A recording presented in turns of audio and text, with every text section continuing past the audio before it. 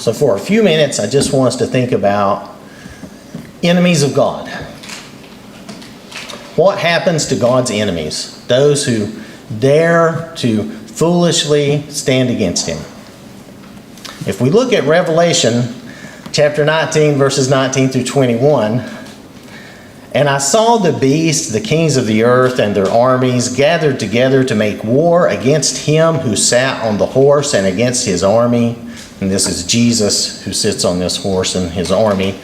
Then the beast was captured, and with him the false prophet who worked signs in his presence, by which he deceived those who received the mark of the beast and those who worshipped his image.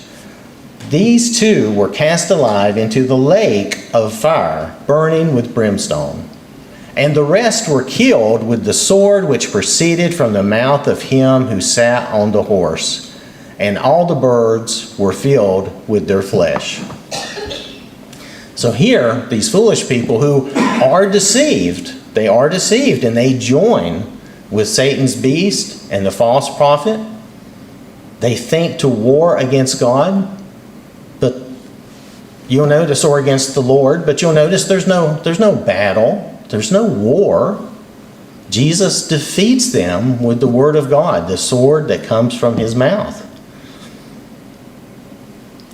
Now, Revelation has another similar account of the Lord's enemies, where Satan gathers and deceives everyone he can, to find everybody that he can get to come and try to battle God and God's people. And it's Revelation chapter 20, verses 7 through 10. Now when the 1,000 years have expired, Satan will be released from his prison and will go out to deceive the nations which are in the four corners of the earth, Gog and Magog, to gather them together to battle, whose number is as the sand of the sea. They went up on the breadth of the earth and surrounded the camp of the saints and the beloved city, and fire came down from God out of heaven and devoured them. The devil who deceived them was cast into the lake of fire and brimstone, where the beast and the false prophet are, and they will be tormented day and night forever and ever. So again, there's no fight, there's no battle against God. Their number was huge, as of the sand of the sea, but they never had a chance. God devoured them in fire. We have no way to fight God. There's no fighting God. The Lord always wins. As I was saying earlier, we know that Revelation is a vision, right? But these are two accounts of two battles, supposed battles, that will never happen because God will just win. There's no battle, there's no fight. God strikes his enemies down. So with that in mind, which that may sound kind of harsh, but with that in mind, what is our relationship with God? We all have a relationship with God. We are either his enemy or his child, and there's no other option for us. There's no middle ground. If we look here at Matthew chapter 12, verse 30, Jesus says, "He who is not with me is against me, and he who does not gather with me scatters abroad." So Jesus is making it obvious. There's two requirements here: to be with Jesus and then to gather with or to work with Jesus.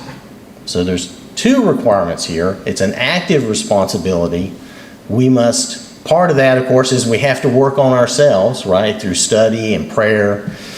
And then part of it is that we must work to further the kingdom, to do the Lord's ministry. We can't be passive. So if we're not busy for the Lord, then we're putting ourselves in the enemy camp. And if you remember the man who buried his talent, who did nothing with it, right? The Lord gave him this talent and he just buried it. He didn't do anything. Well, let's read Jesus' response to him. Matthew chapter 25, verses 26 through 30. But his Lord answered and said to him, "You wicked and lazy servant, you knew that I reap where I have not sown and gather where I have not scattered seed. So you ought to have deposited my money with the bankers, and at my coming I would have received back my own with interest. So take the talent from him and give it to him who has 10 talents. For to everyone who has, more will be given, and he will have abundance. But from him who does not have, even what he has will be taken away. And cast the unprofitable servant into the outer darkness. There will be weeping and gnashing of teeth. So the servant did not even do just the bare minimum, right? Didn't make any effort. And there are people like that. We can believe in Jesus. We can claim to be a Christian. But if we're not actively working with the Lord, then we are making ourselves an enemy, or at best, an unprofitable servant who's cast into the outer darkness, which I consider to be basically just as bad. So don't be deceived. Don't be deceived. And this evening, if for any reason you're resisting God's call in your life to do something, if you're fearful, don't let your fear rule you. Trust in God. Maybe just start by doing the bare minimum action. We all have to start somewhere. I always start something like with just small, little, like baby steps. So start small and gradually build on that. And if you're not in the right relationship with God, if you're not a child of God, if you find yourself as an enemy or maybe just that unprofitable servant, we would help you with that if we can. Jesus really already did all the work for us. He died on the cross for us. He bled for us so that we could be forgiven. So you can be a child of God. You don't have to be an enemy. No one needs to be an enemy.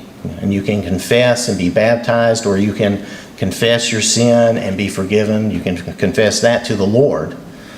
And if you need help with anything like that, anything we could do to help you this evening, just let us know as we stand and sing.